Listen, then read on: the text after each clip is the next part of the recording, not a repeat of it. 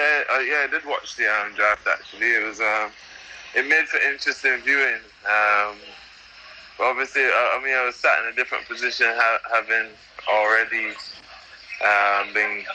been an icon player and stuff for Southern Brave, and it was just a little bit different. I was actually watching it with Phil Salt, so yeah, it was interesting watching. Yeah, I mean, and Southern Brave did pretty well by everyone's estimations in terms of you're one of the favourites now, and you've got blokes like Andre Russell and David Warner as sort of the overseas, and then Shadab Khan as well. You must have been pretty happy to see those names getting pulled out of the hat. Yeah, 100%. I mean, obviously, Dre Russ is someone I know pretty well. Yep. And just how the entire team I played with David Warner in the IPL and stuff, so I know those guys pretty well, and how the entire team started to take shape. It was quite exciting. Obviously, it's been well touted that we have quite a lot of pace in the attack, which is quite nice. So everyone's buzzing around Southern Brave, but I mean, guess what I've been saying to people in general is that the cricket will play on the day. It's alright having a decent team on paper, but we now need to gel as a group and what's not. And it's still quite a while away. It's actually quite a strange position to be in, because the draft was exciting. The whole thought of the tournament is exciting, but actually we still got another year or so to go before the first ball's bowled, so there's still plenty of cricket to play between now and then. But very happy with how the draft went. I think we got an excellent side. I think Mahela and Giles White and all the brains behind the franchise did a really good job in the draft, and now it's down to us players to sort of make that dream come true. I was talking to Jason Roy the day after the draft, and he said he's not looking forward to making the trip down to the GS Bowl with the pace you guys have got in your team.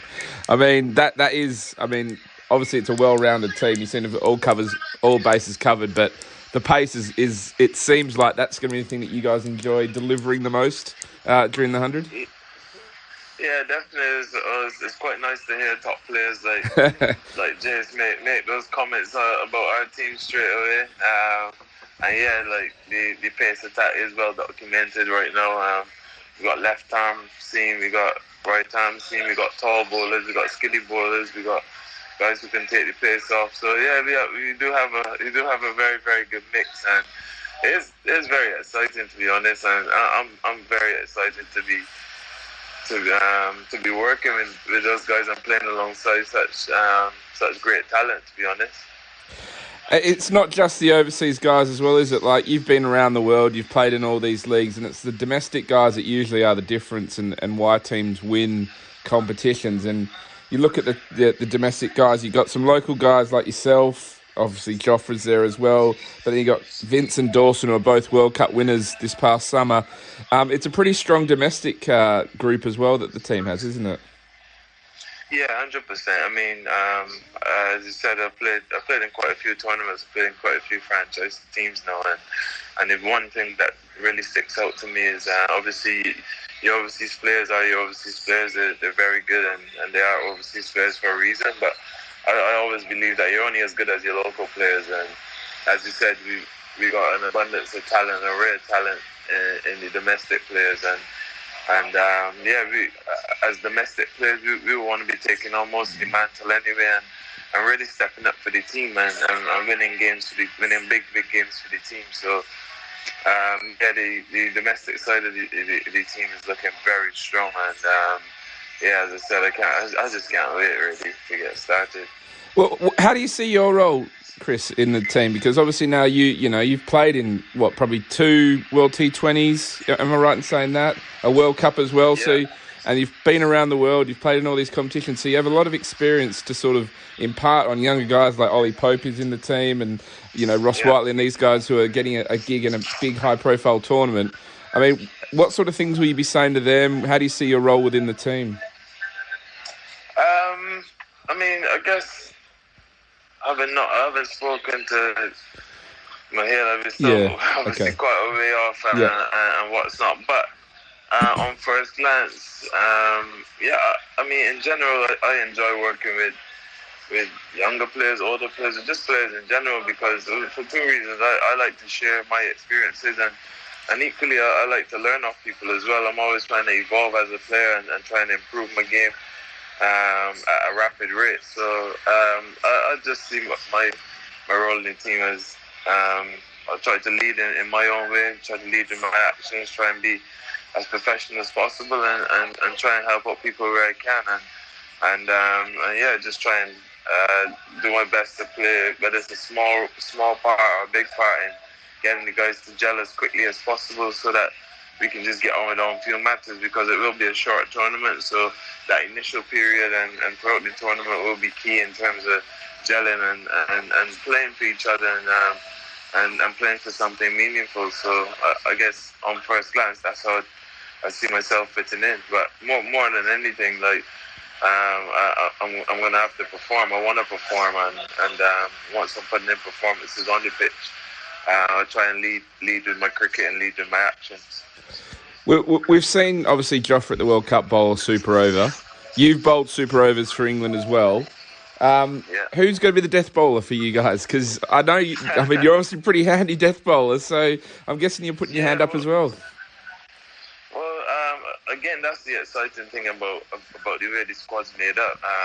We got three or four, almost five guys in the team that can bowl at the death. So, yeah, I mean, we and all of us can bowl at any stage of the game. So, I guess it's a good place for the captain to be in. But whether it's me, whether it's Joff, whether it's Tamal, whether it's Russell, whether it's young George Garton, whether it's even the leg spinner Shadab, because as I said, all of us are very, very capable of performing that role. And and the more competition there is for wanting to be that guy and wanting to step up for the team, the better it is for the team because everyone's concentration levels will be up and everyone will be trying to be on top of their game. So having that array of talent to choose from for a captain is you can only consider it to be a strong position to be in, and hopefully we can be shutting down games from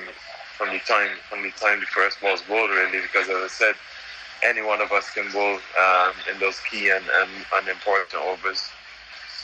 Yeah, and like you say, there's so many options that you have at the back end there and through the innings. That's one of the reasons this tournament exists, isn't it, in England? For young players to have the opportunity to learn off guys who have been there and done that and experience and be involved in an environment where there's guys with so much experience and being involved in these pressure cooker situations, which I suppose what you've just run through there is one of the huge benefits in cricketing terms of what this tournament's going to bring to English cricket next summer.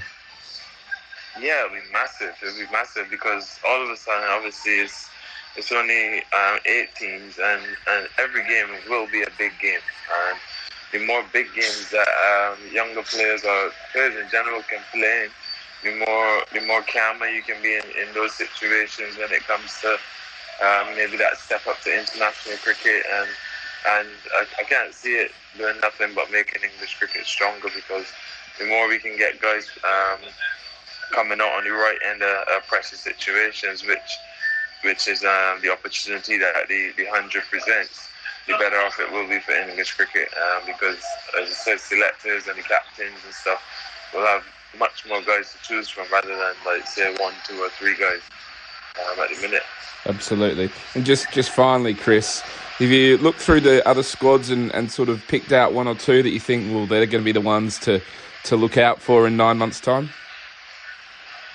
Well, to be honest, I mean, watching how every squad was picked, every squad was picked catering for their home games. Yeah. So if you check, like, say, Manchester, they've gone heavy on spin. Yep. Birmingham have gone heavy on pace-off bowlers. So every team is picked sort of to try to win as many of their home games as possible. And to be honest, like, obviously, as you said before, everyone's looking at our team and think we've done a great job in the draft, but the cricket will play on the day, and every single team has match winners in it, and more so than anything, in the shorter the format becomes, the less players you actually need to come off on one given day. So at any point, like one or two players can take a game away from an entire team. So I think every team is well poised. Every team was well put together, and every team will have their own strategy of how they want to go about. But they will be learning as well because it is a new format. At the minute, there's no right or wrong way. But yeah, in general, I think every team did a great job in the job. Every team is very strong, and it's anyone's game really, because as I said, cricket will play on the day. It's a good point you make actually about teams picking for their local environment, I suppose, or their own pitch. Yeah. It's going to make winning at home vitally important. I suppose having crowds there and being able to entertain crowds as well and to win those home games is going to be crucial, isn't it? Yeah, I think so, because when you're looking at tournaments, at the beginning of tournaments, to qualify normally you think, okay, win half of your games and you should be thereabouts. So if half of your games are at home and each team is gunning to win most of their home games, if not all of them, you should pick up a couple of wins on the road as well, and you won't be too far off qualifying. So yeah, as I said, from first glance, I think every team has picked a team to try and win at home. And with our team in particular, I think one of the biggest things as well, everyone's talking about the fast bowling, but I think as a field inside, like, I can't see a weak link in the team in terms of from a field inside. So we will be going about trying to save as many runs in the field as possible. I think that'll be a massive strength in the tournament as well. Perfect. Thanks, Chris, for your time. It's much appreciated. It's much appreciated. It's much appreciated. It's much appreciated.